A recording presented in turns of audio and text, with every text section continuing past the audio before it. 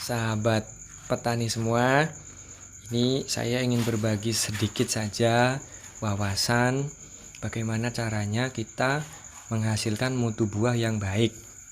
Mutu buah yang baik itu menurut kebutuhan pasar tentu saja yang ukurannya sesuai, kemudian patinya padat dan rasanya manis.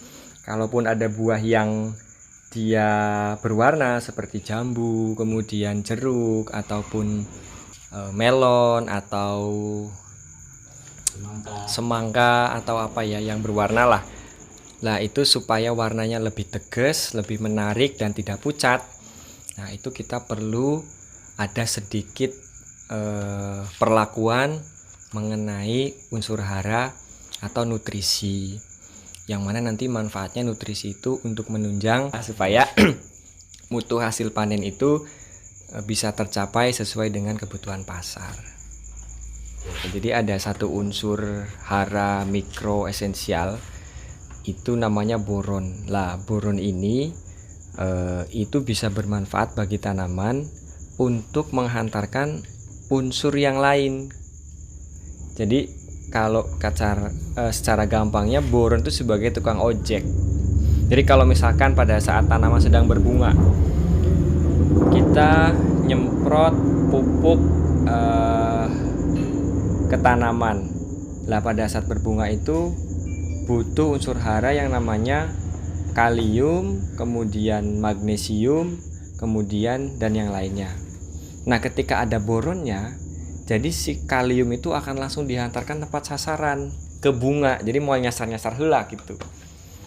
Tapi ketika tidak ada boronnya, nanti kalium itu akan lari ke batang, akan lari ke bunga, akan lari ke buah. Jadi nanti porsinya akan berbeda. Tapi ketika ada boron, itu akan lebih fokus ke si bunga atau ke si buah. Nah, gitu. Jadi pentingnya unsur boron itu sebagai penunjang translokasi unsur-unsur yang lain. Jadi tukang ojek gitunya.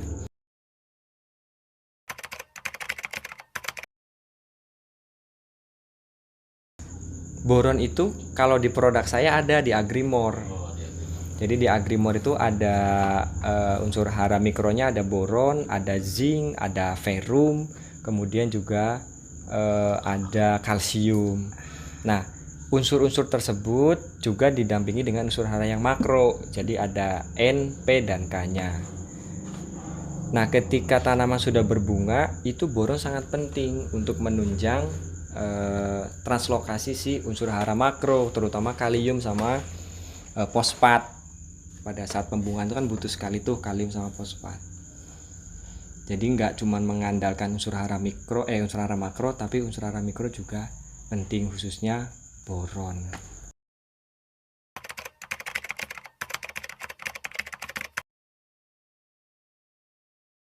Jadi kalau konsentrasinya per tangki atau napi dosisnya lah, gampangannya itu per liter itu kita pakai 1-2 gram. Lah, kalau pakai sendok makan tuh bisa jadi antara 2-3 sendok makan. Jadi per tangki. Jadi nggak hanya ngukur si borona hungkul, tapi secara keseluruhan unsur hara yang ada di dalam Agrimore itu bisa kita masukkan dengan konsentrasi 2-3 sendok makan. Atau kalau gramasinya itu antara 12-15 gram per tangki. Tangki yang ukuran 16 liter ya. Seperti itu. Terus aplikasinya atau nyemprotnya nanti pada saat berbunga itu minimal 2 kali. Awal berbunga ya 2 kali semprotan dengan jarak seminggu.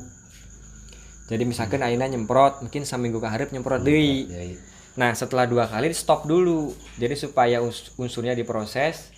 Nanti setelah si bunga itu keluar pentil gitu ya. Si calon buah sampai keluar lah, itu baru nanti disusulkan semprotan selanjutnya. Jadi disusulkan 2-3 kali lagi untuk pemadatan si saripati buah supaya rasanya lebih manis. Karena untuk menciptakan buah yang manis itu perlu unsur kalium yang cukup. Nah, Kalium ketika sudah disemprotkan ke tanaman itu nanti akan membuat buah menjadi tambah besar, kemudian padat.